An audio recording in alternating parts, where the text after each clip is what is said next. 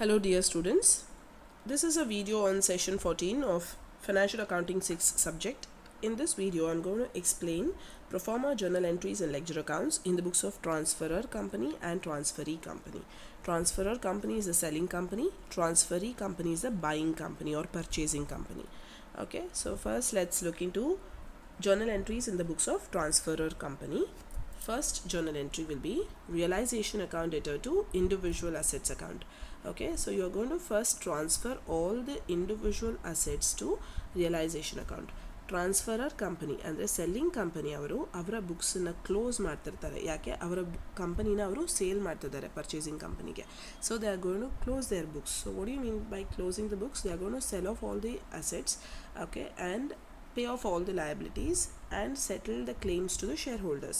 Okay, ಎಲ್ಲ ಅಸೆಟ್ಸೂ ಮತ್ತು liabilities settle ಆಗೋಗುತ್ತೆ. ಅಂದರೆ ಸೇಲ್ ಮಾಡಿ ಲಯಬಿಲಿಟೀಸ್ನೆಲ್ಲ ಪೇ ಮಾಡಿ ಶೇರ್ ಹೋಲ್ಡರ್ಸ್ಗೂ ಕೊಡಬೇಕಾಗಿರೋದನ್ನೆಲ್ಲ ಕೊಡ್ತೀರಾ. ಯಾಕಂದ್ರೆ ಟ್ರಾನ್ಸ್ಫರ್ ಕಂಪನಿ ಕ್ಲೋಸ್ ಮಾಡ್ತದೆ ಅವ್ರ ಬಿಸ್ನೆಸ್ನ. ಸೊ ಅವಾಗ ಜರ್ನಲ್ ಎಂಟ್ರೀಸ್ ಯಾವ ರೀತಿ ಬರೀತೀರಾ? ಫಸ್ಟ್ ಜರ್ನಲ್ ಎಂಟ್ರಿ ಎಲ್ಲ ಅಸೆಟ್ಸನ್ನು ನೀವು ಟ್ರಾನ್ಸ್ಫರ್ ಮಾಡ್ತೀರಾ ರಿಯಲೈಸೇಷನ್ ಅಕೌಂಟ್ಗೆ. So the first standard entry is realisation account debtor to individual assets account. ಯಾವೆಲ್ಲ ಅಸೆಟ್ಸ್ ಬರೀತೀರಾ? All realisable assets. Realisable assets ಅಂದರೆ ಏನು? ಯಾವ ಅಸೆಟ್ನ ನೀವು ಮಾರಬಹುದು ಅಂತ assets. Okay, so you will not write cash. Cash is not a realizable asset. Can you sell cash? Can you say I have 10 rupees, will you buy it? No. So cash is not realizable. Similarly, you cannot sell your preliminary expenses. You cannot sell your losses. P&L account loss idre asset side baritare. So can you say I have a loss, I have some loss, will you buy it anta yargadru sale madakagutta loss na? Illa. So realizable assets anta yayadu? General assets, your fixed assets, plant and machinery, land and buildings, stock, current assets like stock, debtors, ಇಂಥವೆಲ್ಲ ನಿಮ್ಮ realisable assets ಆಗುತ್ತೆ. So all the realisable assets will be transferred at book value. So ಯಾವೆಲ್ಲ ಪಾಯಿಂಟ್ಸ್ನ ನೀವು ನೆನಪಲ್ಲಿ ಇಟ್ಕೊಳ್ಬೇಕು ಈ journal entry ಬರೆಯುವಾಗ ಅಂದರೆ you should transfer cash or bank only if it is taken over. Okay, purchasing ಕಂಪನಿಯವರು ನಿಮ್ಮ ಕ್ಯಾಶ್ ಆರ್ ಬ್ಯಾಂಕ್ ಬ್ಯಾಲೆನ್ಸ್ನೂ ತೊಗೊಂಡು ಹೋಗ್ತಿದ್ರೆ ಇಲ್ಲಿ ನೀವು ಅದನ್ನು ಬರ್ಕೊಳ್ಬಹುದು. ಟು ಕ್ಯಾಶ್ ಆರ್ ಬ್ಯಾಂಕ್ ಅಂತ ಬರೀಬಹುದು. ಓಕೆ, ಬೇರೆ ಎಲ್ಲ ರಿಯಲೈಸಬಲ್ ಅಸೆಟ್ಸನ್ನು ನೀವು whether taken over or not you should be transferring it to realisation account. ಬೇರೆ ಎಲ್ಲ ಅಸೆಟ್ಟು ಅಂದರೆ stock, debtors, stock debtors, plant and machinery, land and buildings, furniture, all the other assets whether taken over or not ಅಂದರೆ purchasing company ತೊಗೊಂಡು ಹೋಗದೇ ಇರಲಿ ಅದನ್ನು ನೀವು ಈ ರಿಯಲೈಸೇಷನ್ ಅಕೌಂಟ್ಗೆ ಟ್ರಾನ್ಸ್ಫರ್ ಮಾಡಲೇಬೇಕು. Okay, whereas cash is transferred only if it is taken over. And remember, you have to transfer it at book values. ಅಂದರೆ ಬ್ಯಾಲೆನ್ಸ್ ಶೀಟ್ನಲ್ಲಿರುವಂತಹ ವ್ಯಾಲ್ಯೂಸ್ನ ನಾವಿಲ್ಲಿ ಬರೀಬೇಕು, not revalued values or fair values. Only assets mention in the balance sheet must be transferred. ಏನು ಹಂಗಂದರೆ balance ಶೀಟ್ನಲ್ಲಿ ಅಂತ ಕೊಟ್ಟಂತಹ ಅಸೆಟ್ನ ಮಾತ್ರ ಟ್ರಾನ್ಸ್ಫರ್ ಮಾಡಬೇಕು.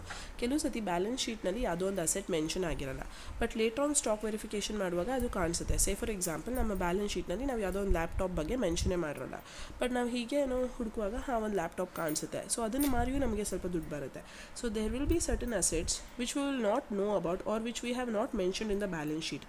ಸೊ ಅಂಥ ಅಸೆಟ್ಸ್ನ ನಾವಿಲ್ಲಿ ಟ್ರಾನ್ಸ್ಫರ್ ಮಾಡೋದಕ್ಕಾಗಲ್ಲ, ಬಿಕಾಸ್ ಬ್ಯಾಲೆನ್ಸ್ ಶೀಟ್ನಲ್ಲಿರುವಂತಹ ಅಸೆಟ್ಸನ್ನು ಮಾತ್ರ ನಾವು ರಿಯಲೈಸೇಷನ್ ಅಕೌಂಟ್ಗೆ ಟ್ರಾನ್ಸ್ಫರ್ ಮಾಡಬಹುದು. So keep that in mind. These are the points to be noted while writing the first journal entry. Second journal entry will be individual liabilities account debtor to realization account. So ಬೇರೆ ಬೇರೆ outsiders liability ಯಾವುದಿದೆ ಅದನ್ನೆಲ್ಲ ನೀವು transfer ಮಾಡ್ತೀರಾ. So what are the points to be noted here? Outsiders liability which are taken over by transferring company must be transferred. Liabilities transfer ಮಾಡುವಾಗ ಯಾವ ಲಯಬಿಲಿಟಿನ ತೊಗೊಂಡು ಹೋಗಿರ್ತಾರೋ ಅದನ್ನು ಮಾತ್ರ ಟ್ರಾನ್ಸ್ಫರ್ ಮಾಡಬೇಕು. ಅಸೆಟ್ ಟ್ರಾನ್ಸ್ಫರ್ ಮಾಡುವಾಗ ತೊಗೊಂಡು ಹೋಗದೇ ಇರಲಿ ನೀವು ಎಲ್ಲ ರಿಯಲೈಸಬಲ್ ಅಸೆಟ್ಸನ್ನು ಬುಕ್ ವ್ಯಾಲ್ಯೂನಲ್ಲಿ ಟ್ರಾನ್ಸ್ಫರ್ ಮಾಡ್ತೀರಾ. ವೆರಸ್ ಲಯಬಿಲಿಟೀಸ್ ಬಂದಾಗ ಓನ್ಲಿ ಟೇಕನ್ ಓವರ್ ಲಯಬಿಲಿಟೀಸ್ನ ಮಾತ್ರ ನೀವು ಟ್ರಾನ್ಸ್ಫರ್ ಮಾಡ್ತೀರಾ ರಿಯಲೈಸೇಷನ್ ಅಕೌಂಟ್ಗೆ. Okay, you transfer only taken over outsiders liabilities to realization account. Okay, taken over ಅಂದರೆ ಪರ್ಚೇಸಿಂಗ್ ಕಂಪನಿಯವರು ತೊಗೊಂಡು ಹೋಗ್ತಿರ್ಬೇಕು ಅದನ್ನು. ಅಂದರೆ ಅವ್ರು ಹೇಳಬೇಕು, ಓಕೆ ನಾವು ಕ್ರೆಡಿಟರ್ಸ್ನ ಪೇ ಮಾಡ್ತೀವಿ, ನಾವು ನಿಮ್ಮ ಬಿಲ್ಸ್ ಪೇಬಲ್ನ ನಾವು ಪೇ ಮಾಡ್ಕೊಳ್ತೀವಿ ಅಂತ. So that's called taking over. Okay, so only outsiders liability mention in the balance sheet must be transfer to realisation account. There will be certain liabilities which will not be mention in the balance sheet. ಅಂದರೆ balance ಶೀಟ್ನಲ್ಲಿ ಅದು miss ಆಗಿ mention ಆಗಿರೋದಿಲ್ಲ, but later on ಗೊತ್ತಾಗುತ್ತೆ okay ಈ ಥರದೊಂದು liability ಇದೆ ಅಂತ ಹೇಳಿ. ಸೊ ಅಂತಹ ಲಯಬಿಲಿಟೀಸ್ ಅಂದರೆ ಬ್ಯಾಲೆನ್ಸ್ ಶೀಟಲ್ಲಿ ಮೆನ್ಷನ್ ಆಗಿರುವಂತಹ ಲಯಬಿಲಿಟೀಸ್ನ ಮಾತ್ರ ಇಲ್ಲಿ ಬರೀಲಿಕ್ಕೆ, not any other liabilities. Okay, unrecorded ಲಯಬಿಲಿಟೀಸ್ನೆಲ್ಲ ಬರೆಯೋಂಗಿಲ್ಲ, ಅನ್ರೆಕಾರ್ಡೆಡ್ ಅಸೆಟ್ಸ್ನೂ ಬರೆಯೋಂಗಿಲ್ಲ. Okay, So I hope you have understood these two pro forma journal entries. ನಿಮಗೆ ಪ್ರಾಬ್ಲಮ್ಸಲ್ಲಿ journal entries ಕೇಳಿದಾಗ ಇದು ತುಂಬ ಹೆಲ್ಪ್ ಆಗುತ್ತೆ. Next cash or bank account data to realisation account. So ಈ ಜರ್ನಲ್ ಎಂಟ್ರಿ ಬರೆಯೋದು ಯಾವಾಗ ಅಂದರೆ assets not taken over realised. ಯಾವುದೇ ಒಂದು ಅಸೆಟ್ನ ತೊಗೊಂಡು ಹೋಗಿಲ್ಲ ಅಂದರೆ, ಸೇ ಫಾರ್ ಎಕ್ಸಾಂಪಲ್ ಪರ್ಚೇಸಿಂಗ್ ಕಂಪ್ನಿಯವ್ರು ಹೇಳ್ತಾರೆ ನನಗೆ ನಿಮ್ಮ ಸ್ಟಾಕ್ ಬೇಡ ಅಥವಾ ನನಗೆ ನಿಮ್ಮ ಡೆಟರ್ಸ್ ಬೇಡ, ನೀವೇ ಅದನ್ನು ಮಾರ್ಕೊಳ್ಳಿ ಅಂತ. ಸೊ ಅಂಥ ಕೇಸಲ್ಲಿ ಟ್ರಾನ್ಸ್ಫರರ್ ಕಂಪನಿಯವರೇ ಅದನ್ನು ಮಾರಿ ದುಡ್ಡನ್ನು ಪಡಿತಾರೆ. ಸೊ ಆವಾಗ ಜರ್ನಲ್ ಎಂಟ್ರಿ ಏನು ಬರುತ್ತೆ, cash or bank account data to realisation account ಅಂತ ಬರೀತೀರ. ಓಕೆ, ಸೊ ಬಿಕಾಸ್ ನೀವು ಆಲ್ರೆಡಿ ಆ ಅಸೆಟನ್ನು ರಿಯಲೈಸೇಷನ್ಗೆ ಟ್ರಾನ್ಸ್ಫರ್ ಮಾಡಿರೋದ್ರಿಂದ ಆ ಅಸೆಟ್ನ ಮಾರಿ ದುಡ್ಡು ಬಂದಾಗ cash or bank is debited, cash or bank account debtor ಅಂತ ಬರೀತೀರಾ. Against what? Against realisation. ಯಾಕಂದ್ರೆ ರಿಯಲೈಸೇಷನ್ಗೆ ನೀವು ಆಲ್ರೆಡಿ ಅಸೆಟ್ನ ಟ್ರಾನ್ಸ್ಫರ್ ಮಾಡಿಬಿಟ್ಟಿದ್ದೀರಾ. Okay, next you have liabilities which are not taken over discharged. ಅಂದರೆ ಯಾವ ಲಯಬಿಲಿಟಿನ ತೊಗೊಂಡು ಹೋಗಿರಲ್ವೋ ಅದನ್ನು ನೀವು ಪೇ ಮಾಡಬೇಕು. ಓಕೆ, ಸೊ ಇಲ್ಲಿ ಲಯಬಿಲಿಟಿ ತೊಗೊಂಡು ಹೋಗಿಲ್ಲ ಅಂದರೆ ರಿಯಲೈಸೇಷನ್ ಅಕೌಂಟ್ಗೆ ಟ್ರಾನ್ಸ್ಫರ್ ಆಗಿರೋದಿಲ್ಲ. ಸೊ ಲಯಬಿಲಿಟಿ ತೊಗೊಂಡು ಹೋಗದೇ ಇರೋವಂಥದ್ದು ಅಂದರೆ, ಸೇ ಫಾರ್ ಎಕ್ಸಾಂಪಲ್ ಪರ್ಚೇಸಿಂಗ್ ಕಂಪನಿಯವ್ರು ಹೇಳ್ತಾರೆ ನಮಗೆ ನಿಮ್ಮ ಕ್ರೆಡಿಟರ್ಸ್ ಬೇಡ ಅಥವಾ ನನಗೆ ನಿಮ್ಮ ಬಿಲ್ಸ್ ಪೇಯಬಲ್ ಬೇಡ. ಸೊ ಲೆಟ್ಸ್ ಟೇಕ್ ಕ್ರೆಡಿಟರ್ಸ್ ಬೇಡ ಅಂತ ಹೇಳಿದ್ದಾರೆ. ಆವಾಗ ನೀವೇನು ಮಾಡ್ತೀರಾ, creditors account data to cash or bank ನೀವೇ ಪೇ ಮಾಡಿ ಸೆಟಲ್ ಮಾಡ್ತೀರಾ. ಅಂದರೆ ಟ್ರಾನ್ಸ್ಫರರ್ ಕಂಪನಿ ಅಥವಾ ಸೆಲ್ಲಿಂಗ್ ಕಂಪನಿಯವರೇ ಪೇ ಮಾಡಿ ಸೆಟಲ್ ಮಾಡ್ತಾರೆ. Okay, so creditors account data to cash or bank account okay will be return. When will you write only this if you are paying the book value. ಈಗ creditors ನಿಮ್ಮ balance ಶೀಟ್ನಲ್ಲಿ 10,000 rupees mention ಆಗಿದೆ. So ನೀವು 10,000 ರೂಪೀಸೇ pay ಮಾಡಿದ್ರೆ ಈ entry ಬರೀತೀರ, creditors account data to cash or bank ಅಂತ. But 10,000 ಪ್ಲೇಸಲ್ಲಿ ನೀವು 12,000 ಪೇ ಮಾಡಿದ್ರೆ, if you are paying more, okay, so ಇದು creditors will be 10,000 but you are paying to cash or bank 12,000 ಇದೆ, 2,000 ಎಕ್ಸ್ಟ್ರಾ ಕಟ್ತಾ ಇದ್ದೀರಾ. ಓಕೆ, ಸೊ ಅಂಥ ಕೇಸಲ್ಲಿ ರಿಯಲೈಸೇಷನ್ ಲಾಸ್ ಆಗುತ್ತೆ. ಸೊ ಲಾಸ್ ಆದಾಗ ರಿಯಲೈಸೇಷನ್ ಅಕೌಂಟ್ನ ಡೆಬಿಟ್ ಮಾಡ್ತೀರಾ. ಸೊ 10,000 ರೂಪಾಯಿ ಲಯಬಿಲಿಟಿಗೆ ನೀವು 12,000 ರೂಪಾಯಿ ಕಟ್ತಾ ಇದ್ದರೆ, 10,000 ರೂಪಾಯಿದು ಲಯಬಿಲಿಟಿಗೆ 12,000 ರೂಪಾಯಿ ನೀವು ಕ್ಯಾಶ್ ಆರ್ ಬ್ಯಾಂಕ್ ಕಟ್ತಾ ಇದ್ದರೆ 2,000 is a loss which we will debit to realisation account. Similarly creditors will be 10,000 but you are paying only 9,000 to them. Okay, so 10,000 ರೂಪಾಯಿದು ಕ್ರೆಡಿಟರ್ಸ್ಗೆ ಬರೀ 9,000 ರೂಪಾಯಿ ಕಟ್ತಾ ಇದ್ದೀರಾ ಅಂದರೆ 1,000 ರೂಪಾಯಿ ಪ್ರಾಫಿಟ್ ಆಗಿರೋದನ್ನ ರಿಯಲೈಸೇಷನ್ಗೆ ಟ್ರಾನ್ಸ್ಫರ್ ಮಾಡ್ತೀರಾ. ಸೊ ಇದು ಮೂರು ಒಟ್ಟಿಗೆ ಬರೋದಿಲ್ಲ, ಯಾವುದಾದ್ರೂ ಒಂದು ಬರುತ್ತೆ ಇವು ಮೂರಲ್ಲಿ. ಅದಕ್ಕೆ have given ABC, fourth journal entry ABC. ಇವು ಮೂರಲ್ಲಿ ಯಾವುದಾದ್ರೂ ಒಂದು ಬರೀತೀರಾ. Okay, so concern liability not taken over paid with no profit or loss. ಅಂದರೆ 10,000 ರೂಪಾಯಿ ಬುಕ್ ವ್ಯಾಲ್ಯೂ ಇದೆ, 10,000 ರೂಪಾಯಿನೇ ಪೇ ಮಾಡ್ತಿದ್ರೆ concern liability account data to cash or bank. Whereas 10,000 ರೂಪಾಯಿ ಇರೋ ಪ್ಲೇಸಲ್ಲಿ ನೀವು 9,000 ರೂಪಾಯಿ ಅಥವಾ 8,000 ರೂಪಾಯಿ ಕೊಡ್ತಾ ಇದ್ದರೆ, ಕಮ್ಮಿ ದುಡ್ಡು ಕೊಡ್ತಿದ್ರೆ ನಿಮಗೆ ಪ್ರಾಫಿಟ್ ಅದು. ಸೊ ಆ ಪ್ರಾಫಿಟ್ನ ರಿಯಲೈಸೇಷನ್ಗೆ ಟ್ರಾನ್ಸ್ಫರ್ ಮಾಡ್ತೀರಾ. ಸಿಮಿಲರ್ಲಿ 10,000 ರೂಪಾಯಿ ಇರುವಂತಹ ಕ್ರೆಡಿಟರ್ಸ್ಗೆ ನೀವು 12,000 ರೂಪಾಯಿ ಕೊಡ್ತಾ ಇದ್ದರೆ 2,000 ರೂಪಾಯಿ ಲಾಸನ್ನು ರಿಯಲೈಸೇಷನ್ ಅಕೌಂಟ್ಗೆ ಡೆಬಿಟ್ ಮಾಡ್ತೀರಾ. So I hope you have understood this. After this, fifth journal entry will be transfer of debentures to debenture holders.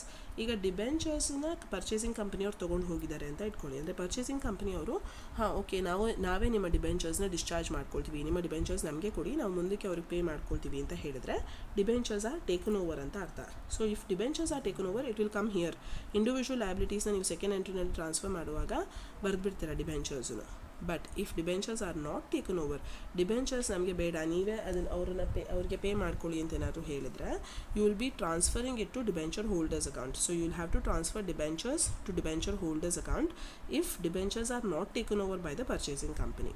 Okay, ಈ ಡಿಬೆಂಚರ್ಸ್ನ ಡಿಬೆಂಚರ್ ಹೋಲ್ಡರ್ಸ್ ಅಕೌಂಟ್ಗೆ ಟ್ರಾನ್ಸ್ಫರ್ ಮಾಡ್ತೀರಾ. That will be your fifth entry. This will come only if debentures are not taken over. So similarly, just like how you have written concerned liability account data to cash or bank to realization, ಈ fourth entry ಹೇಗೆ ಬರೆದ್ರೋ similarly debentures not taken over ಇದ್ರೂ sixth entry ABC ಹಾಗೆ ಬರುತ್ತೆ same. So debenture holders account data to cash or bank. Debenture ಹೋಲ್ಡರ್ಸ್ಗೆ ನೀವು 10,000 ಕೊಡೋ ಪ್ಲೇಸಲ್ಲಿ 10,000ನೇ ಕೊಟ್ಟರೆ debenture holders account data to cash or bank 10,000 ಅಂತ ಬರೀತೀರಾ.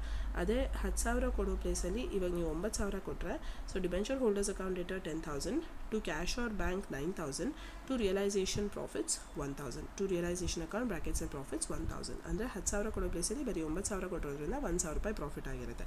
ನೆಕ್ಸ್ಟ್ ಡಿಬೆಂಚರ್ ಹೋಲ್ಡರ್ಸ್ಗೆ ನೀವು 10,000 ಕೊಡೋ ಪ್ಲೇಸಲ್ಲಿ 12,000 ಕೊಟ್ಟರೆ 2,000 ರೂಪಾಯಿ ಲಾಸ್ ಆಗಿರೋದನ್ನು ರಿಯಲೈಸೇಷನ್ ಅಕೌಂಟ್ಗೆ ಡೆಬಿಟ್ ಮಾಡ್ತೀರಾ. Okay, so this is same as that of fourth entry. Okay, so fourth ABC same thing. After this, so debenture holders, liabilities, assets ಇದೆಲ್ಲ ಸೆಟ್ ಆದಮೇಲೆ, so first set of journal ಎಂಟ್ರೀಸಲ್ಲಿ transfer of assets, transfer of liability. After that asset not taken over realised, liability not taken over paid, debentures not taken over transferred, debentures not taken over paid. So ಯಾವ ಅಸೆಟ್ನ ತೊಗೊಂಡು ಹೋಗಿಲ್ವೋ ಅದನ್ನು sale ಮಾಡ್ಕೊಂಡು realise ಮಾಡ್ತೀರಾ, ಯಾವ liability ತೊಗೊಂಡು ಹೋಗಿಲ್ವೋ debentures ತೊಗೊಂಡು ಹೋಗಿಲ್ವೋ ಅದನ್ನು pay ಮಾಡಿ ಡಿಸ್ಚಾರ್ಜ್ ಮಾಡ್ತೀರಾ. ಸೊ ಇದು ಆದ ನಂತರ ಪರ್ಚೇಸಿಂಗ್ ಕಂಪನಿಯಿಂದ ನಮಗೆ ಇಷ್ಟು ಹಣ ಬರಬೇಕು ಅಂತ ಬರೀತೀರಾ. So the journal entry for that is transferee company account debtor, ಅಂದರೆ purchasing company account debtor to realisation. ಅಂದರೆ ನಾವು ಅವರಿಗೆ ಅಸೆಟ್ಸ್ ಆ್ಯಂಡ್ ಲಯಬಿಲಿಟೀಸ್ನ ಕೊಟ್ಟಿರೋದಕ್ಕೆ ಅವರು ನಮಗೆ ಇಷ್ಟು ಹಣ ಪರ್ಚೇಸಿಂಗ್ ಕಂಪನಿ ಅವರು ನಮಗೆ ಪರ್ಚೇಸ್ ಕನ್ಸಿಡರೇಷನ್ ದುಡ್ಡು ಕೊಡಬೇಕು ಅಂತ ಬರ್ಕೊಳ್ತೀವಿ. So purchasing company account debtor to realisation, purchasing ಕಂಪನಿಯಿಂದ ಹಣ ಬರಬೇಕು ಅಂತ. So you will write purchasing company account debtor against what, ಯಾಕೆ ನಿಮಗೆ ದುಡ್ಡು ಬರಬೇಕು, ಬಿಕಾಸ್ ರಿಯಲೈಸೇಷನ್ ನೀವು ಅಸೆಟ್ಸ್ ಆ್ಯಂಡ್ ಲಯಬಿಲಿಟೀಸ್ನ ಅವ್ರಿಗೆ ಕೊಡ್ತಾ ಇದ್ದೀರಾ, ಟ್ರಾನ್ಸ್ಫರ್ ಮಾಡ್ತಿದ್ದೀರಾ, ಅದಕ್ಕೆ. ಸೊ ಟು ರಿಯಲೈಸೇಷನ್ ಅಂತ ಬರೀತೀರಾ. So this is one standard entry which will be there in all the problems. Okay, and after that ಇಲ್ಲಿ ದುಡ್ಡು ಬರಬೇಕು ಅಂತ ಬರೀತಿದ್ದೀರಾ, ಪರ್ಚೇಸ್ ಕನ್ಸಿಡರೇಷನ್ ಹಣ ನಮಗೆ ಬರಬೇಕು, ಬಾಕಿ ಇದೆ, ಡ್ಯೂ ಅಂತ ಬರೀತಿದ್ದೀರಾ. ದುಡ್ಡು ಆ್ಯಕ್ಚುಲಿ ಬಂದಾಗ, ಪರ್ಚೇಸ್ ಕನ್ಸಿಡರೇಷನ್ ನೀವು ಆ್ಯಕ್ಚುಲಿ ರಿಸೀವ್ ಮಾಡಿಕೊಂಡಾಗ you will write the 8th entry, cash account, cash or bank account debtor, debentures in transferee company account debtor, shares in transferee company account debtor to transferee company. So transferee ಕಂಪನಿಯವರು ದುಡ್ಡು ಕೊಡಬೇಕು ಅಂದಾಗ transferee company account debit ಆಯಿತು. Versus transferee ಕಂಪನಿಯವರು ದುಡ್ಡು actually ನಮಗೆ ಕೊಡುವಾಗ to transferee company, ಇದೇ ಡೆಬಿಟ್ನ ಇಲ್ಲಿ ಟು ಟ್ರಾನ್ಸ್ಫರಿ ಕಂಪನಿ ಅಂತ ಮಾಡಿಕೊಂಡು ಅವರು ಯಾವ ಫಾರ್ಮಲ್ಲಿ ನಿಮಗೆ ಪೇ ಮಾಡ್ತಿದ್ದಾರೆ ಅದನ್ನೆಲ್ಲ ಡೆಬಿಟ್ ಮಾಡ್ತೀರಾ. So if they are giving you cash, you will write cash account data. If they are giving you some bank balance, they will write bank account data. If they are giving you debentures, you will write debentures in purchasing company account. If they are giving you in the form of shares, if they are paying you in the form of shares, you will write shares in the transferee company account data. So ಏನೆಲ್ಲ ನಮಗೆ pay ಮಾಡ್ತಾರೋ ಅದನ್ನು ನೀವು debit ಮಾಡ್ತೀರಾ. Okay, so that will be your 8th entry. ಈ 2 entry ಸಾಮಾನ್ಯವಾಗಿ ಎಲ್ಲ ಪ್ರಾಬ್ಲಮಲ್ಲೂ ಬಂದೇ ಬರುತ್ತೆ. ಓಕೆ, ವೆರಸ್ ನಿಮಗೆ debentures not taken over, liabilities not taken over, assets not taken over ಕೆಲವು ಪ್ರಾಬ್ಲಮ್ಸಲ್ಲಿ ಇಲ್ಲದೆ ಇರ್ಬೋದು, ಹೆಚ್ಚಿನ ಪ್ರಾಬ್ಲಮ್ಸಲ್ಲಿ ಅದು ಕಾಣಿಸೋದಿಲ್ಲ. ವೆರಸ್ ಈ 2 ಎಂಟ್ರಿ ಎಲ್ಲ ಪ್ರಾಬ್ಲಮಲ್ಲೂ ಬಂದೇ ಬರುತ್ತೆ, ಬರಲೇಬೇಕು. Next 9th entry, this is about realisation expenses paid. ಇಲ್ಲೂ ಡಿಫ್ರೆಂಟ್ ಕೇಸಸ್ ಇದೆ.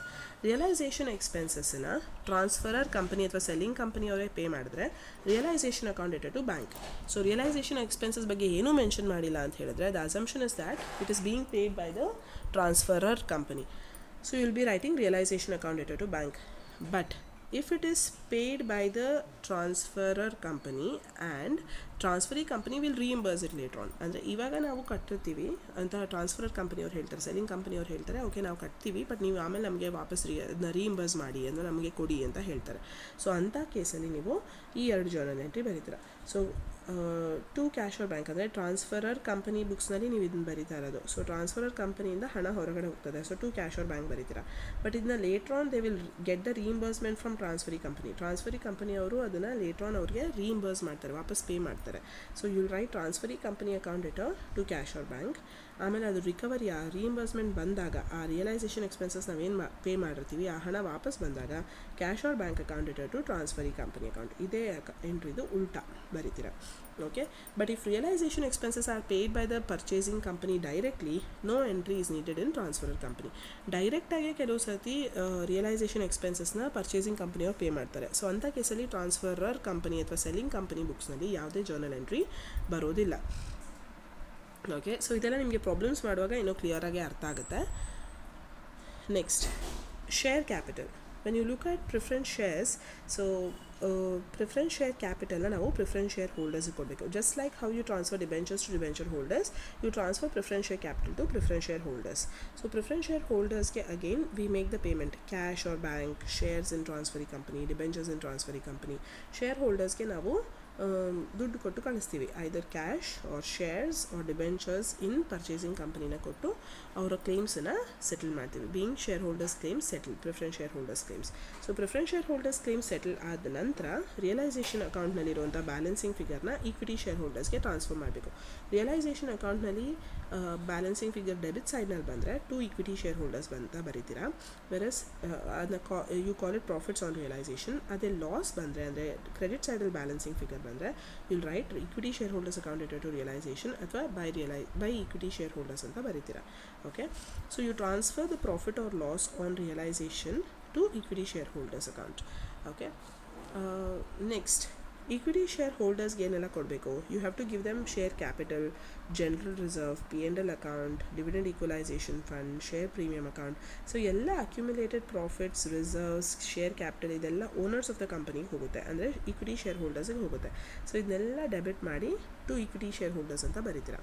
ಓಕೆ, ಆ್ಯಂಡ್ ಹಾಗೆ ಅಕ್ಯುಮುಲೇಟೆಡ್ ಲಾಸಸ್ ಅಥವಾ preliminary expenses, discount on issue of shares, under writing commission, ಇಂಥ ಫಿಕ್ಟಿಷಿಯಸ್ ಅಸೆಟ್ ಸೈಡ್ನಲ್ಲಿ ಇರುತ್ತಲ್ಲ, ಸೊ ಈ ಫಿಕ್ಟಿಷಿಯಸ್ ಅಸೆಟ್ಸ್ ಇದನ್ನು ಎಲ್ಲ ಈಕ್ವಿಟಿ ಶೇರ್ ಹೋಲ್ಡರ್ಸ್ಗೆ ಟ್ರಾನ್ಸ್ಫರ್ ಮಾಡ್ತೀರಾ. Equity shareholders account debit to all the losses or fictitious assets, whereas all the insiders liability like share capital, reserves, P&L account, share premium ivella ನೀವು you transfer it to shareholders. Okay, then finally the 14th and the last journal entry is equity shareholders ಗೆ payment ಮಾಡ್ತೀರಾ. equity shareholders account it to cash or bank, to shares or to debentures. so shareholders, equity shareholders ಗೆ ಅವರ ಪೇಮೆಂಟ್ನ ಕೊಡಬೇಕು. So ಯಾವ ರೀತಿನಲ್ಲಿ pay ಮಾಡ್ಬೋದು, you can either give them cash or bank, or you can give the shares in the purchasing company or debentures in the purchasing company. So here ends the journal entries in the books of transferor company. These journal entries are the basis for solving the problems. Okay, ನೀವು ಪ್ರಾಬ್ಲಮ್ಸ್ನ solve ಮಾಡುವಾಗ ಇದೇ journal ಎಂಟ್ರೀಸ್ನ basis ಆಗಿ ಇಟ್ಕೊಂಡು ನೀವು ಪ್ರಾಬ್ಲಮ್ಸ್ನ solve ಮಾಡ್ಕೊಂಡು ಹೋಗ್ತೀರಾ. So ಇದೇ journal entry basis ಮೇಲೆ ಲೆಕ್ಚರ್ ಅಕೌಂಟ್ಸ್ನ ಡ್ರಾ ಮಾಡಿದ್ದೀನಿ. So here you can see realisation account. ಕೆಲವು ಪ್ರಾಬ್ಲಮ್ಸ್ನಲ್ಲಿ ಬರೀ ಲೆಕ್ಚರ್ ಅಕೌಂಟ್ಸೇ ಕೇಳ್ತಾರೆ, ಜರ್ನಲ್ ಎಂಟ್ರೀಸ್ ಕೇಳಲ್ಲ. ಸೊ ಅವಾಗ you should be able to do the ledger accounts directly. So first is ಎಲ್ಲ ಅಸೆಟ್ಸನ್ನು ಟ್ರಾನ್ಸ್ಫರ್ ಮಾಡ್ತೀರಾ. So transfer all the balance sheet assets at book values whether taken over or not by the purchasing company. Cash or bank is transferred only if it is taken over. Similarly by liabilities, ಎಲ್ಲ outsiders liabilities transfer ಮಾಡ್ತೀರಾ. the outsiders liability taken over by the transferee company ತಗೊಂಡು ಹೋಗಿದ್ರೆ ಮಾತ್ರ transfer ಮಾಡ್ತೀರಾ at book values. okay, so this is first step, this is second step. ಇದಾದಮೇಲೆ ಯಾವುದಾದ್ರೂ asset ತೊಗೊಂಡು ಹೋಗಿಲ್ಲ ಅಂತ ಹೇಳಿದ್ರೆ ಬೈ ಕ್ಯಾಶ್ ಆರ್ ಬ್ಯಾಂಕ್ ಬರುತ್ತೆ. ಓಕೆ, ಆ್ಯಂಡ್ ಲಯಬಿಲಿಟಿ ತೊಗೊಂಡು ಹೋಗದೆ ಅದನ್ನು ನೀವು ಸೆಟಲ್ ಮಾಡುವಾಗ ಜಾಸ್ತಿ ಹಣ ಕೊಟ್ಟು ಅಥವಾ ಕಮ್ಮಿ ಹಣ ಕೊಟ್ಟರೆ ನೀವು ಅದನ್ನು ಇಲ್ಲಿ ರೆಕಾರ್ಡ್ ಮಾಡ್ತೀರಾ. ಸೊ ಇವಾಗ 10,000 ಕೊಡೋ ಪ್ಲೇಸಲ್ಲಿ 12,000 ರೂಪಾಯಿ ಕೊಟ್ಟರೆ ಲಾಸ್ ಆಗಿರುತ್ತೆ 2,000 ರೂಪಾಯಿ, ಅದನ್ನು ನೀವು ಇಲ್ಲಿ ಬರ್ಕೊಳ್ತೀರಾ. ಸಿಮಿಲರ್ಲಿ 10,000 ಕೊಡೋ ಪ್ಲೇಸಲ್ಲಿ ಬರೀ 9,000 ರೂಪಾಯಿ ಕೊಟ್ಟರೆ 1,000 ರೂಪಾಯಿ ಪ್ರಾಫಿಟ್ ಆಗಿರೋದನ್ನ ಇಲ್ಲಿ ಬೈ ಕನ್ಸರ್ನ್ ಲಯಬಿಲಿಟಿ ಅಥವಾ ಬೈ ಡಿಬೆಂಚರ್ಸ್ ಅಂತ ಬರೀತೀರಾ. ಓಕೆ, ಸೊ ಇದು ನೀವು ಜರ್ನಲ್ ಎಂಟ್ರೀಸ್ನಲ್ಲೂ ನಾವು ನೋಡಿದ್ವಿ. Okay, journal entry number 4 and journal entry number 6ನಲ್ಲಿ ಇದೇ ಸೆಟ್ ಆಫ್ ಎಂಟ್ರೀಸ್ ಬಂದಿತ್ತು. ಸೊ ಇದು ಹೆಚ್ಚಿನ ಪ್ರಾಬ್ಲಮ್ಸಲ್ಲಿ ಬರಲ್ಲ, ಅದಕ್ಕೆ ನಾನು ಇದನ್ನ ಬೋಲ್ಡಲ್ಲಿ ಕೊಟ್ಟಿಲ್ಲ. ಓಕೆ, ಬೋಲ್ಡಲ್ಲಿ ಕೊಟ್ಟಿರೋದು ಮಾತ್ರ ಎಲ್ಲ ಪ್ರಾಬ್ಲಮ್ಸಲ್ಲೂ ಬಂದೇ ಬರುವಂಥದ್ದು. ನೆಕ್ಸ್ಟ್ ಇದಾದಮೇಲೆ ಬೈ ಟ್ರಾನ್ಸ್ಫರಿ ಕಂಪನಿ, ಎಲ್ಲ ಪ್ರಾಬ್ಲಮಲ್ಲೂ ಬೈ ಪರ್ಚೇಸಿಂಗ್ ಕಂಪನಿ ಅಕೌಂಟ್ ಅಂತ ಬರೀಲೇಬೇಕು. So if C company is buying A company, then you have to write by C company ಅಂತ. Okay, so this is purchase consideration due. ಯಾವ ಅಮೌಂಟ್ನ ಬರೀತೀರ ಇಲ್ಲಿ, purchase consideration ಅಮೌಂಟ್ನ ಬರೀತೀರ. ಇದಾದಮೇಲೆ ಪ್ರಿಫರೆನ್ಸ್ ಶೇರ್ ಹೋಲ್ಡರ್ಸ್ಗೆ ನಾವು ಜಾಸ್ತಿ ಕೊಟ್ಟರೆ again it's a loss, so ಅದನ್ನು ನಾವಿಲ್ಲಿ ಡೆಬಿಟ್ ಮಾಡ್ತೀವಿ. ಪ್ರಿಫರೆನ್ಸ್ ಶೇರ್ ಹೋಲ್ಡರ್ಸ್ಗೆ ಕೊಡಬೇಕಾಗಿರೋ ಹಣಕ್ಕಿಂತ ಕಮ್ಮಿ ಕೊಟ್ಟರೆ ಅದು ಪ್ರಾಫಿಟ್ ಆಗುತ್ತೆ, ಅದನ್ನು ನಾವಿಲ್ಲಿ ಕ್ರೆಡಿಟ್ ಮಾಡ್ತೀವಿ. ಸೊ ದಿಸ್ ಅಗೇನ್ ಎಲ್ಲ ಪ್ರಾಬ್ಲಮಲ್ಲೂ ಹೆಚ್ಚಿನ ಪ್ರಾಬ್ಲಮ್ಸಲ್ಲಿ ಬರೋಲ್ಲ, ಸೊ ಹಾಗಾಗಿ ನಾನು ಅದನ್ನ ಬೋಲ್ಡಲ್ಲಿ ಕೊಡಲಿಲ್ಲ. ಇದಾದಮೇಲೆ ಈಕ್ವಿಟಿ ಶೇರ್ ಹೋಲ್ಡರ್ಸ್ಗೆ ಪ್ರಾಫಿಟ್ ಆರ್ ಲಾಸ್ ಎಲ್ಲಿ ಬ್ಯಾಲೆನ್ಸಿಂಗ್ ಫಿಗರ್ ಬರುತ್ತೋ ಅದನ್ನು ಈಕ್ವಿಟಿ ಶೇರ್ ಹೋಲ್ಡರ್ಸ್ಗೆ ಕೊಡ್ತೀರಾ. ಸೊ ಈ ಸೈಡ್ ಬ್ಯಾಲೆನ್ಸಿಂಗ್ ಫಿಗರ್ ಬಂದರೆ ಟು ಈಕ್ವಿಟಿ ಶೇರ್ ಹೋಲ್ಡರ್ಸ್, ಈ ಸೈಡ್ ಬ್ಯಾಲೆನ್ಸಿಂಗ್ ಫಿಗರ್ ಬಂದರೆ by equity shareholders. Okay, so realisation account, you have to individual assets, by individual liabilities, by cash or bank for assets not taken over, by concerned liabilities or to concerned liability, ಅಂದರೆ ನೀವು liability ಅಥವಾ ಡಿಬೆಂಚರ್ಸ್ನ pay ಮಾಡುವಾಗ ಕಮ್ಮಿ ಅಥವಾ ಜಾಸ್ತಿ ಹಣ ಕೊಟ್ಟಿದ್ದಲ್ಲಿ ಇಲ್ಲಿ ಬರುತ್ತೆ. By transferee company, that is purchase consideration due, to cash or bank for realisation expenses, then buy preference shareholders or to preference shareholders for profit or loss on payment to preference shares, and then buy equity shareholders or to equity shareholders, balancing figure ಯಾವ side ಬರುತ್ತೋ ಅದು. Okay, so this is the format of realisation account. Then equity shareholders ಅಕೌಂಟ್ನಲ್ಲಿ ನೀವು equity ಶೇರ್ಸ್ಗೆ ಶೇರ್ ಹೋಲ್ಡರ್ಸ್ಗೆ ಏನೆಲ್ಲ ಕೊಡಬೇಕು, share capital, P&L account, that is accumulated profits, reserves, security premium account, dividend equalization fund. So ಇಂಥ ಎಲ್ಲ ರಿಸರ್ವ್ಸ್ ಆ್ಯಂಡ್ ಸರ್ಪ್ಲಸ್ಸು ಇಲ್ಲಿ ಬರುತ್ತೆ. ಓಕೆ, ಸೊ ಹಾಗೆ ಅಸೆಟ್ ಸೈಡಲ್ಲಿ ಅಕ್ಯುಮುಲೇಟೆಡ್ ಲಾಸಸ್ ಇದ್ದರೆ, preliminary expenses, advertising suspense, underwriting commission, so ಇವೆಲ್ಲ asset ಸೈಡಲ್ಲಿ ಇರುವಂತಹ ಫಿಕ್ಟಿಷಿಯಸ್ ಅಸೆಟ್ಸ್ನು ಈಕ್ವಿಟಿ ಶೇರ್ ಹೋಲ್ಡರ್ಸ್ಗೆ ಟ್ರಾನ್ಸ್ಫರ್ ಮಾಡ್ತೀರಾ. ರಿಯಲೈಸೇಷನ್ ಅಕೌಂಟ್ನಲ್ಲಿ ಆಗಿರುವಂತಹ ಪ್ರಾಫಿಟ್ ಅಥವಾ ಲಾಸನ್ನು ನೀವು ಇಲ್ಲಿಗೆ ಟ್ರಾನ್ಸ್ಫರ್ ಮಾಡ್ಕೊಳ್ತೀರಾ. ರಿಯಲೈಸೇಷನ್ ಅಕೌಂಟಲ್ಲಿ by equity shareholders to equity shareholders ಏನು ಬರ್ದಿರ್ತೀರಾ ಅದನ್ನು ಇಲ್ಲಿಗೆ ಟ್ರಾನ್ಸ್ಫರ್ ಮಾಡ್ಕೊಳ್ತಾ ಇದ್ದೀರಾ. ಇದಾದಮೇಲೆ you make the payments to them, ಇವರಿಗೆ ಫೈನಲ್ ಪೇಮೆಂಟ್ ಮಾಡ್ತೀರಾ, ಫೈನಲ್ ಸೆಟಲ್ಮೆಂಟ್ ಯಾವ ರೀತಿ ಪೇಮೆಂಟ್ ಮಾಡ್ತೀರಾ, either in cash, shares or debentures. Okay, so this is equity shareholders account. After this you have transferee company account. Transferee company ಅಂದರೆ purchasing company account. Purchasing ಕಂಪನಿನಲ್ಲಿ ಇವರಿಂದ ನಮಗೆ ಹಣ ಬರಬೇಕು ಅಂತ ನಾವು ಟು ರಿಯಲೈಸೇಷನ್ ಅಂತ ಬರಿತೀವಿ. Purchasing company account it to realisation P C amount ಬರಬೇಕು ಅಂತ ಬರಿತಿದ್ದೀವಿ. ಓಕೆ, ಆ್ಯಕ್ಚುಲಿ ಆ ಹಣ ನಮಗೆ ಬಂದಾಗ ನಾವು by shares in transferee company, by debentures in transferee company, by cash or bank ಅಂತ ಬರಿತೀವಿ. ಅಂದರೆ ನಮಗೆ ನಾವು ದುಡ್ಡು ಬರಬೇಕು, ಪರ್ಚೇಸ್ ಕನ್ಸಿಡರೇಷನ್ ಹಣ ಬರಬೇಕು ಅಂತ ಆಗುವಾಗ ಟು ರಿಯಲೈಸೇಷನ್, ವೆರಸ್ ಹಣ ಬಂದಾಗ by cash, by shares or by debentures ಅಂತ ಬರಿತೀವಿ. ಸೊ ಈ ರಿಯಲೈಸೇಷನ್ ಎಕ್ಸ್ಪೆನ್ಸಸ್ನ ಏನಾದರೂ ನಾವು ಪೇ ಮಾಡಿ ಅವರಿಂದ ಮತ್ತೆ ರೀಇಂಬರ್ಸ್ಮೆಂಟ್ ಪಡ್ಕೊಳ್ಬೇಕು ಅಂತಿದ್ರೆ to cash or bank, by cash or bank ಬರುತ್ತೆ. ಇದು ಹೆಚ್ಚಿನ ಪ್ರಾಬ್ಲಮ್ಸಲ್ಲಿ ಬರಲ್ಲ. ಸೊ ಆ ಪ್ರಾಬ್ಲಮ್ ಬಂದಾಗ I will explain that again. Okay, so I hope you have understood how to write transferee company account. Next, in the books of transferee company, journal entries. ಯಾವೆಲ್ಲ journal entries ಬರುತ್ತೆ purchasing company ಬುಕ್ಸ್ನಲ್ಲಿ? journal entries ನಿಮಗೆ 12 ಮಾರ್ಕ್ಸ್ಗೆ ಬರೀ journal entries ಕೇಳ್ತಾರೆ in the books of purchasing company. ಇದು 4 journal entries ಇರೋದು. You have only 4 journal entries in the books of purchasing company. First is business purchase account debtor to liquidators of transferor company account. So selling company liquidatorಗೆ ನೀವು credit ಮಾಡ್ತೀರಾ, business purchase account debit ಮಾಡ್ತೀರಾ. ಅಂದರೆ ನೀವು business purchase ಮಾಡಿರೋದಕ್ಕೆ ಲಿಕ್ವಿಡೇಟರ್ಗೆ ಇಷ್ಟು ಹಣ ಕೊಡಬೇಕು ಅಂತ ತೋರಿಸ್ತಾ ಇದ್ದೀರಾ. Purchase consideration is payable. Whereas second ಎಂಟ್ರಿನಲ್ಲಿ ಎಲ್ಲ ಅಸೆಟ್ಸನ್ನು ಮತ್ತು ಲಯಬಿಲಿಟೀಸ್ನ ರೆಕಾರ್ಡ್ ಮಾಡ್ಕೋತಿದ್ದೀರಾ. So you'll write all the assets taken over, okay, debit to various liabilities taken over to business purchase. ಇಲ್ಲಿ ಫಸ್ಟ್ ಎಂಟ್ರಿನಲ್ಲಿ ಏನು ಬಿಸ್ನೆಸ್ ಪರ್ಚೇಸ್ ಡೆಬಿಟ್ ಆಗುತ್ತೋ ಅದೇ ಇಲ್ಲಿ ಟು ಬಿಸ್ನೆಸ್ ಪರ್ಚೇಸ್ ಅಂತ ಪರ್ಚೇಸ್ ಕನ್ಸಿಡರೇಷನ್ ಹಣ ಬರ್ಕೊಳ್ತೀರಾ. So assets to liabilities to business purchase ಮಾಡಿದ್ಮೇಲೆ ಬ್ಯಾಲೆನ್ಸಿಂಗ್ ಫಿಗರ್ ಏನು ಬರುತ್ತೋ ಇಟ್ ವಿಲ್ ಬಿ, ಅಂದರೆ ನಿಮ್ಮ ಕ್ರೆಡಿಟ್ಸ್ ಜಾಸ್ತಿ ಇದ್ದು ಡೆಬಿಟ್ ಕಮ್ಮಿ ಇದ್ದರೆ ಗುಡ್ ವಿಲ್ ಅಕೌಂಟ್ ಡೆಬಿಟ್ ಬರುತ್ತೆ.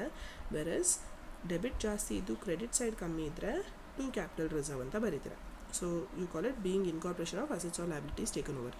ಸೊ ಪ್ರಾಬ್ಲಮ್ ಬಂದಾಗ ಇನ್ನು ಡೀಟೇಲಾಗಿ ಅರ್ಥ ಆಗುತ್ತೆ. Next third journal entry will be liquidator in transferee company account data to cash or bank, to equity share capital, to preference share capital, to debentures, to securities premium. So liquidatorಗೆ ನೀವು ಏನೆಲ್ಲ issue ಮಾಡ್ತಾ ಇದ್ದೀರಾ, how are you going to settle your purchase consideration, ನಿಮ್ಮ purchase consideration mode of payment ಏನೋ ಅದನ್ನ ಇಲ್ಲಿ ಬರೀತೀರಾ. So ಲಿಕ್ವಿಡೇಟರ್ಗೆ ನಾವು ಇಷ್ಟು ಕ್ಯಾಶಲ್ಲಿ ಕೊಡ್ತೀವಿ, ಇಷ್ಟು ಶೇರ್ಸಲ್ಲಿ ಕೊಡ್ತೀವಿ, ಇಷ್ಟು ಪ್ರಿಫರೆನ್ಸ್ ಶೇರ್ಸ್ ಕೊಡ್ತೀವಿ, ಇಷ್ಟು ಡಿಬೆಂಚರ್ಸ್ ಕೊಡ್ತೀವಿ ಅಂತ ಕಂಪ್ಲೀಟ್ಲಿ ಅದನ್ನ ಮೆನ್ಷನ್ ಮಾಡ್ತಾ ಹೋಗ್ತೀರಾ. So this again I will explain in detail when we go to the problem because you will understand it better there. Next, goodwill or capital reserve account data to bank. So ನೀವೇನಾದ್ರು liquidation expenses ಅಥವಾ realisation ಎಕ್ಸ್ಪೆನ್ಸಸ್ಸನ್ನು ಟ್ರಾನ್ಸ್ಫರಿ ಕಂಪನಿನೇ pay ಮಾಡ್ತಾ ಇದ್ದರೆ the journal entry that you are going to write will be goodwill or capital reserve account debtor to bank. So here we come to the end of this particular session wherein we had to discuss journal entries and ledger accounts in the books of transferee and transferor company. This is quite a huge video and it has a lot of explanations, but this is a basis for learning the problems. Okay, amalgamation problems na kalilike ee journal entries and ledger accounts basic ಆಗುತ್ತೆ. ಇದ್ರದ್ದು formats ನೀವು ಇಟ್ಕೊಂಡಿದ್ರು ಸಾಕು, problems ಮಾಡುವಾಗ ನೀವು ಇದನ್ನ ಕ್ಲಿಯರಾಗಿ ಅರ್ಥ ಮಾಡ್ಕೊಳ್ಬಹುದು. Okay, so I hope you have understood it. Thank you so much.